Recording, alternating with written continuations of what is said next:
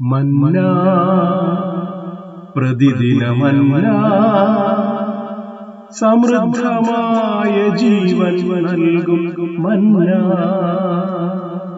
പ്രിയ സഹോദരങ്ങളെ, നിങ്ങൾ ഒരിക്കലെങ്കിലും ഇങ്ങനെ ചിന്തിച്ചിട്ടുണ്ടോ? എന്നെ ദൈവം ശരിക്കും തിരഞ്ഞെടുത്തിട്ടുണ്ടോ?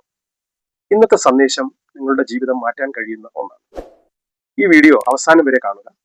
ചാനൽ സബ്സ്ക്രൈബ് ചെയ്യാനും ലൈക്ക് ചെയ്യാനും മറക്കരുത്. നാം തിരഞ്ഞെടുക്കപ്പെട്ടവരാണ്.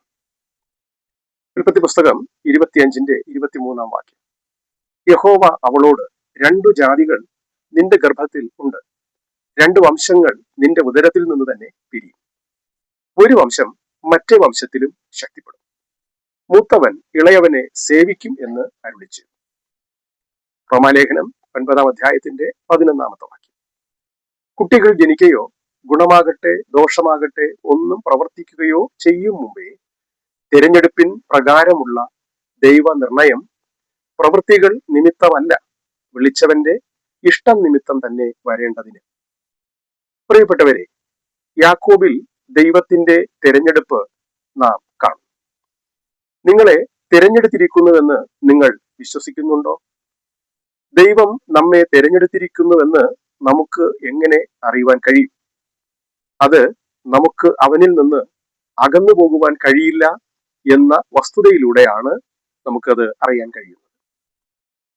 ഉദാഹരണമായി, കർത്താവേ, എനിക്ക് ക്രിസ്തീയ ജീവിതം മടുത്തു, ഞാൻ നിന്നെ വിട്ട് ഓടിപ്പോകുകയാണ് എന്ന് ഞാൻ കർത്താവിനോട് പറഞ്ഞാലും എനിക്ക് ഓടിപ്പോകുവാൻ കഴിയില്ല. കാരണം കർത്താവ് മറുപടി പറയും, നീ എന്നെ അവസാനിപ്പിക്കുമായിരിക്കാം, പക്ഷേ ഞാൻ നിന്നെ അവസാനിപ്പിക്കില്ല. കാരണം ഞാൻ നിന്നെ തിരഞ്ഞെടുത്തിരിക്കുന്നു. നീ എന്നെ വിട്ട് എവിടേക്ക് പോകും? മിസ്രൈമിലേക്കോ? നീ അവിടെ പോയാൽ ഞാൻ അവിടെ നിനക്കായി കാത്തിരിക്കും. നീ അവിടെ എത്തുമ്പോൾ ഞാൻ അവിടെ ഉണ്ടെന്ന് നീ കണ്ടെത്തും. പ്രിയപ്പെട്ടവരെ, നാം എല്ലാവരും ഒരർത്ഥത്തിൽ കുടുങ്ങിക്കിടക്കുകയാണ്. ഇത് ദൈവം നമ്മെ തിരഞ്ഞെടുത്തു എന്നതിന്റെ ശക്തമായ തെളിവാണ്. അതിനാൽ ദൈവം തിരഞ്ഞെടുത്തവരായി നമുക്ക് ജീവിക്കാൻ നമ്മുടെ തിരഞ്ഞെടുപ്പിന്റെ പ്രത്യേകതകൾ നമുക്ക് പരിശോധിക്കേണ്ടത് ആവശ്യമാണ്. ഒന്നാമതായി, ദൈവത്തിന്റെ തിരഞ്ഞെടുപ്പ് മനുഷ്യരുടെ കാഴ്ചപ്പാടിനും അപ്പുറമാണ്. ഉൽപ്പത്തി പുസ്തകം 25:23 വലിയവൻ ചെറിയവനെ സേവിക്കും. ഇത് റിബേക്കായ്ക്ക് ദൈവം നൽകിയ വാക്കായിരുന്നു.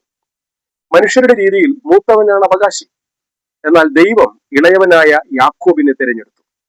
ഇത് നമ്മെ പഠിപ്പിക്കുന്നത് ദൈവം നമ്മുടെ കുടുംബ പശ്ചാത്തലം നോക്കിയല്ല തിരഞ്ഞെടുക്കുന്നത്, സാമ്പത്തിക നില നോക്കിയല്ല നമ്മെ തിരഞ്ഞെടുക്കുന്നത്, സമൂഹത്തിലെ നമ്മുടെ സ്ഥാനം നോക്കിയല്ല ദൈവം നമ്മെ തിരഞ്ഞെടുക്കുന്നത് എന്നാണ്.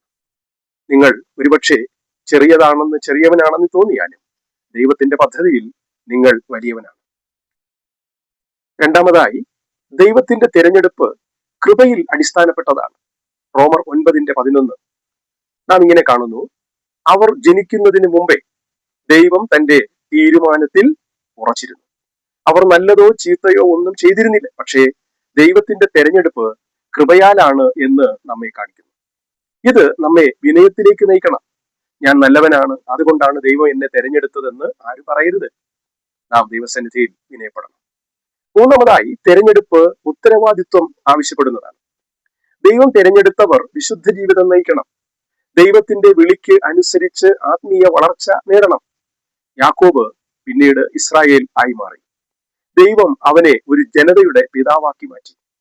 തിരഞ്ഞെടുക്കപ്പെട്ടവൻ ഒരു സാധാരണ ജീവിതത്തിനായി വിളിക്കപ്പെട്ടതല്ല, ദൈവത്തിന്റെ ഉദ്ദേശത്തിനായി വേർതിരിക്കപ്പെട്ടവനാണ്. നാലാമതായി, തിരഞ്ഞെടുപ്പ് വിശ്വാസം ആവശ്യപ്പെടുന്നതാണ്. ദൈവം തിരഞ്ഞെടുത്താലും മനുഷ്യർ വിശ്വസിക്കണം.